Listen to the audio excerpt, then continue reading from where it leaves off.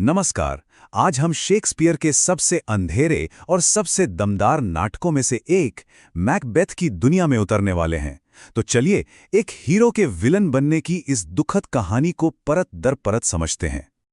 नाटक की शुरुआत ही होती है तीन चुड़ैलों की इन अजीबोगरीब लाइनों से। जो अच्छा है वही बुरा है और जो बुरा वही अच्छा है। असल में यही एक लाइन पूरे नाटक की थीम सेट कर देती है। एक ऐसी दुनिया की कहानी जहां सही और गलत के बीच की लकीर मानो पूरी तरह धुंधली पड़ चुकी है। तो चलिए मिलते हैं मैकबेथ से, लेकिन एक विलन की तरह नहीं, बल्कि एक बहादुर वफादार स्कॉटिश जनरल के तौर पर। अब सवाल ये उठता है कि एक हीरो जिसकी सब तारीफ करते थे, वो एक जालिम राजा में आखिर बदला कैसे? कहानी की शुरुआत में तो मैकबेथ एक हीरो है। उसने अभी अभी अपने प्यारे राजा डंकन के लिए दुश्मनों और गद्दारों को हराया है और उसकी बहादुरी के चर्चे चारों तरफ हो रहे हैं। और तभी उसकी मुलाकात होती है तीन चुड़ैलों से, जो तीन भविष्यवाणियां करती हैं। पहली कि तुम ग्लैमिस के थेन हो, मतलब एक स्कॉटिश सरदार, जो वो पहले से ही है। दूसरी, तुम काउंडोर के थेन बनोगे। और तीसरी, तुम आगे चलकर राजा बनोगे। बस यहीं से उसके मन में महत्वाकांक्षा का बीज पड़ जाता है। और देखिए मजे की बात, जैसे ही मैकबेथ को पता चलता है कि राजा ने उसे कॉन्डोर का नया थेन बना दिया है, दूसरी भविष्यवाणी तो फौरन सच हो जाती है। अब अचानक जो नामुमकिन लग रहा था वो मुमकिन दिखने लगता है और उसकी काली और गहरी इच्छाएं जाग उठती हैं। और ये बात हमें नाटक के सबसे बड़े सवाल पर ले आती है। क्या हमारी किस्मत पहले से तय होती है या हम उसे खुद बनाते हैं? मैकबेथ को क्या करना चाहिए, किस्मत का इंतजार या फिर हालात को अपने हाथों में लेना? चलिए अब उस मोड़ पर चलते हैं जहां से वापसी का कोई रास्ता नहीं था, यानी राजा डंकन की हत्या की वो भयानक साजिश जिसे मैकबेथ और उसकी पत्नी ने मिलकर बुना था।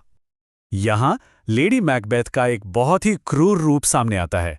वो बुरी आत्माओं को बुलाती है और कहती है कि मेरे अंदर से औरत वाली सारी दया ममता छीन लो और मुझे सिर से पैर तक जुल्म और क्रूरता से भर दो ताकि वो हत्या का प्लान बना सके। देखिए, मैकबेथ और लेडी मैकबेथ के बीच ना इस बात पर बहुत बड़ा मतभेद था कि असली मर्द होता कौन है। मैकबेथ सोचता था कि असली आदमी वो है जो अपनी इच्छाओं पर काबू रखे, सम्मान से काम करे। लेकिन लेडी मैकबेथ, उनके लिए सच्चा मर्द वो था जो कुछ भी करके, किसी भी कीमत पर वो हासिल कर ले जो वो चाहता है। और बस इसी बात को लेकर उन्होंने मैकबेथ को उकसाया। राजा डंकन की हत्या सब कुछ बदल देती है। हिंसा का ये काम अपराध बोध और पागलपन का एक ऐसा सैलाब लेकर आता है जो आखिर में उन दोनों को ही निगल जाता है। कत्ल के फौरन बाद ही इसका असर दिखना शुरू हो जाता है। मैकबेथ को हवा में खूनी खंजर तैरता हुआ दिखता है। उसे आवाजें सुनाई देती हैं कि मैकबेथ ने नींद का कत्ल कर दिया है।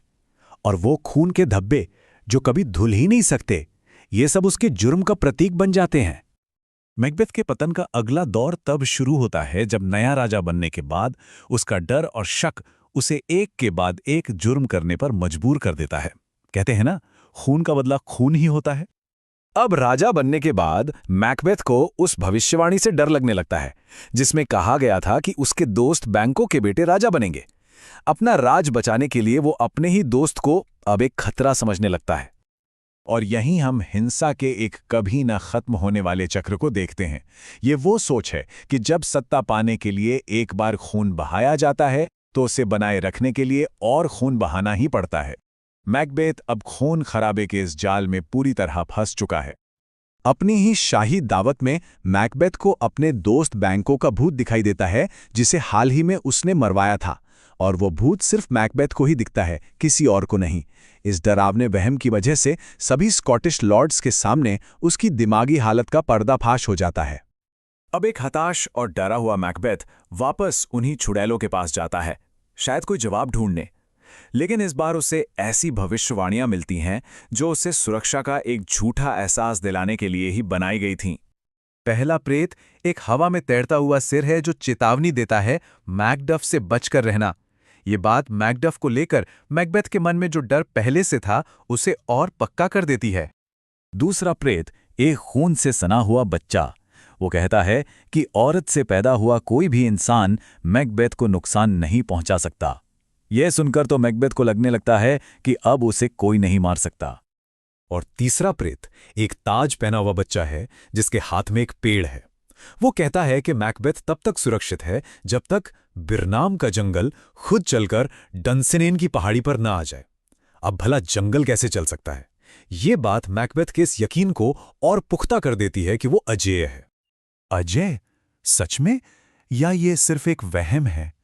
असल में ये भविष्यवाणियां आधे अधूरे सच हैं जो मैकबेथ को उसकी बर्बादी की तरफ ले जाने के लिए ही कही गई हैं। राजा की हत्या एक अप्राकृतिक काम था और इस एक काम ने इंसान के दिमाग और प्रकृति दोनों का संतुलन बिगाड़ दिया है। यहां हम लेडी मैकबेथ को पागलपन की गिरफ्त में जाते हुए देखते हैं। वो नींद में चलती है और पागलों की तरह अपने हाथों से खून के वो धब्बे धोने की कोशिश करती है जो हैं ही नहीं। वो चीखती है, निकल मनूस धब्बे, निकल, मैं कहती हूं। यहां पर व्यवस्था और अव्यवस्था का एक बड़ा अच्छा उदाहरण मिलता है। एक तरफ है इंग्लैंड के नेक राजा एडवर्ड जो दैवीय व्यवस्था का प्रतीक है, और दूसरी तरफ है जालिम मैकबेथ जिसके राज में खुद प्रकृति भी गड़बड़ा गई है। अब नाटक अपने क्लाइमैक्स पे पहुंचता है जहां जुड़ैलों की भविष्यवाणियों का असली मतलब सामने आता है और मैकबेथ को उस खालीपन का सामना करना पड़ता है जो उसकी अपनी ही महत्वाकांक्षा ने पैदा किया है। यहां आता है पहला ट्विस्ट। मैल्कम की सेना खुद को पेड़ों की टहनियों से ढक लेती है, जिससे दूर से देखने पर ऐसा लगता है मानो बिरनैम का पूरा जंगल डंसिनेन की तरफ बढ़ रहा हो। वो असंभव भविष्यवाणी एक मामूली सी मिलिट्री ट्रिक से सच हो जाती है। और फिर आता है आखिरी, सबसे चौंकाने वाला सच। मैकडफ बताता है कि वो नॉर्मल तरीके से पैदा नहीं हुआ था। उसे ऑपरेशन से उसकी मां के गर्भ से समय से पहले निकाला गया था। मतलब वो टेक्निकली औरत से जन्मा नहीं था। और बस मैकबेथ का अजेय होने का साला घमंड पल भर में टूट जाता है।